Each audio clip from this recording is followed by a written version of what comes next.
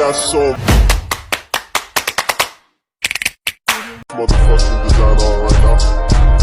Bring it down, bring it down, bring it down. I got 3 old guys to Assalamualaikum warahmatullahi wabarakatuh. Perkenalkan, nama saya Andi Pradini dengan NIM 2023217002. Saya berasal dari kelas Administrasi Pemerintahan Daerah dan Administrasi Pemerintahan Desa. Di sini saya akan membahas isi mengenai buku yang berisi keuangan daerah. Adapun 6 jenis desentralisasi ekonomi: 1. Desentralisasi fiskal, 2. Desentralisasi pengambilan keputusan manajemen publik, 3. Proliferasi lembaga penyedia layanan yang didukung dengan pembiayaan campuran swasta ataupun publik, 4. Contracting out pelayanan publik yang dibiayai negara kepada organisasi nirlaba atau komersial swasta, 5. Alokasi dana publik, 6. Privatisasi aktivitas sektor publik dengan meliberalisasi sektor-sektor yang dimonopoli pemerintah. Hubungan desentralisasi fiskal dan devolusi. Desentralisasi fiskal membutuhkan adanya akuntabilitas terhadap masyarakat dan lembaga di daerah ketimbang terhadap atasan di luar daerah. Sebaliknya, devolusi juga membutuhkan adanya desentralisasi fiskal untuk menopang kemandirian pemerintah daerah dalam mengatur dan mengurus fungsi-fungsi yang diemban. Sumber pendapatan daerah: 1. Pendapatan asli daerah, 2. Dana transfer dari pemerintah pusat, 3. Pinjaman. Pendapatan asli daerah merupakan pendapatan yang ditentukan dan dikumpulkan secara lokal. Pendapatan ini merupakan sumber penghasilan utama bagi daerah. Adapun terdapat 3 kategori yang termasuk dalam pendapatan ini, yaitu 1. Pajak daerah, 2. Denda dan pungutan, 3. Serta penghasilan perusahaan daerah.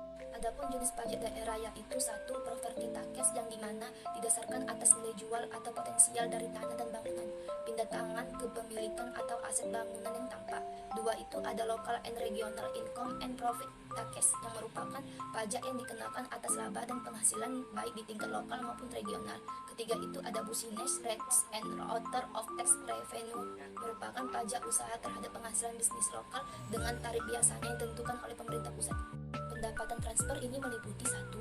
Bagi hasil yang mengacu pada dana yang dipungut atas nama pemerintah daerah dan ditransfer kepadanya. 2. Itu ada bantuan yang biasanya juga menjadi sumber pendapatan yang utama bagi pemerintah daerah di banyak negara. 3. Itu ada alokasi anggaran dana dengan cara memberikan peluang yang terbatas terhadap keputusan administrasi pemerintahan daerah. Menurut SA tahun 1994 ada 2 jenis utama bantuan, yaitu non-matching and matching transfer. Non-matching transfer menjadi 2, yaitu 1. Selektif, memberikan sejumlah dana tanpa adanya penyesuaian lokal yang dibelanjakan untuk tujuan tertentu.